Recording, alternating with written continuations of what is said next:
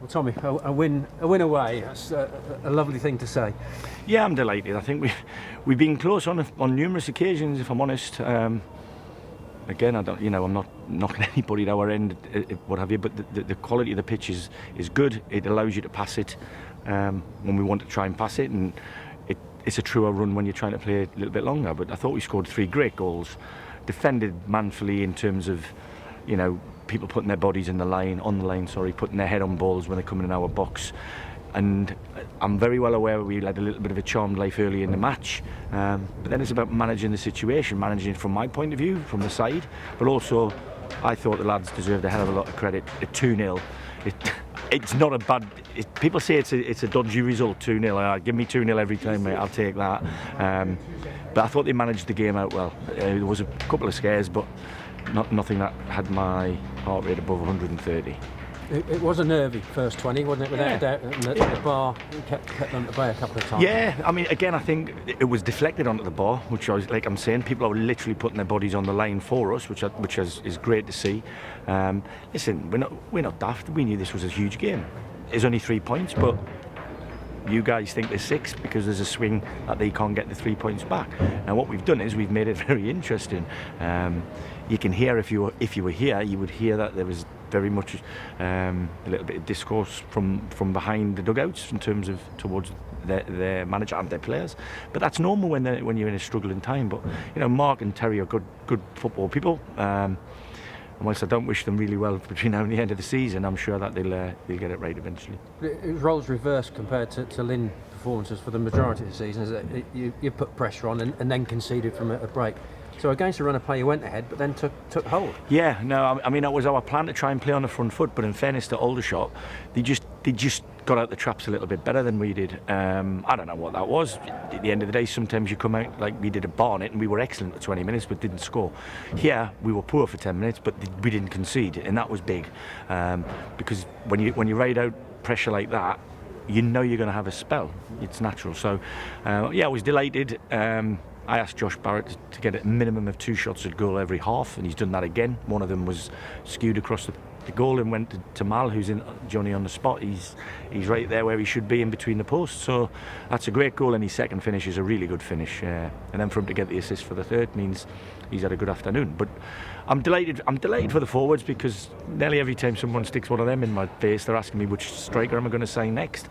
I've said it when I come in the building. I genuinely believe sometimes you don't need more or better. You have to work with what you got and give them the belief and the encouragement that I can provide different things for them, i.e. service, and get carried away. But today we could have scored more goals. Everybody else, there's a few others had shots at goal, headers on goal.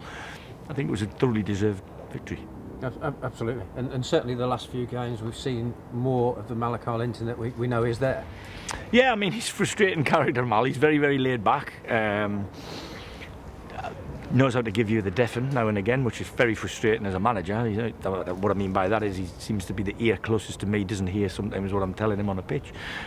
But he's a likeable lad, and he's got real good attributes. He's very quick. He gets in the right areas for to score goals and stuff.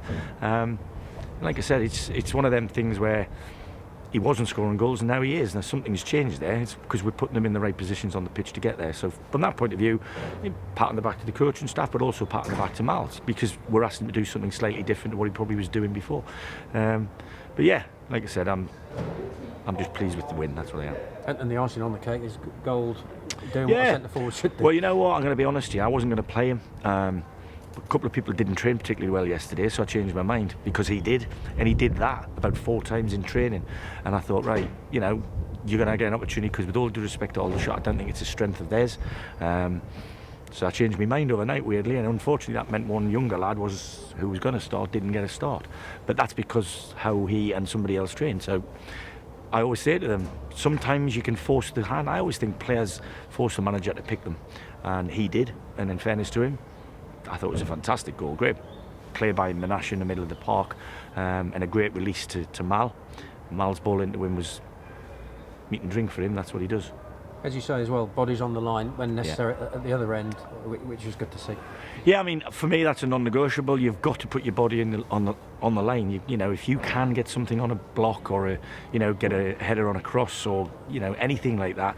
I've got a massive bugbear about allowing crosses into the box, and we'll be doing work on that this moment we get a couple of days training, because I thought we allowed too many balls in the box. But when the balls went in there, we've got people like Josh Coulson, Ross Barrows, Tyler Denton,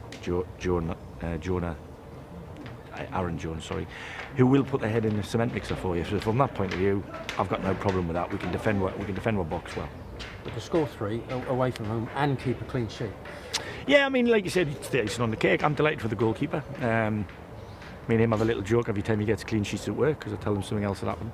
But that's in-house. So listen, I'm not going to get carried away. We've got a hell of a task this week. We've got 2 of the best teams in the division, I feel, in Stockport and Halifax coming to the walks. But I can tell you now, we'll be in the games. I mean, it's still a massive gap. It's still a massive ask, isn't it? But this does give everybody a little bit of hope. Well, I've never ever had an ounce of disbelief that we can do it. So from that point of view, I'm no different today than I was yesterday. I might be different tomorrow when I see how Stockport have played in the second half. But other than that, I genuinely believe we can find or exploit a weakness or something in them that we can take advantage of. Now, don't get me wrong, I just showed the lads a ball for the last time. They mightn't see it till Thursday now, because that's the way Stockport will play the game. But I can tell you now, we'll be in the game, and if we're in the game, we can win the game. It's as simple as that. Lovely as well for the fans, wasn't it? Delighted. Who came over, and then quite rightly the players went over to say thank you. Yeah, I mean, we'll go over, win, lose or draw. I think that's paramount. I'd love them to fill the place, because we've got 2 big clubs coming to us this week, and I'm sure Stockport will bring a plenty, a hefty amount of people. So we need the voice that we had against Torquay.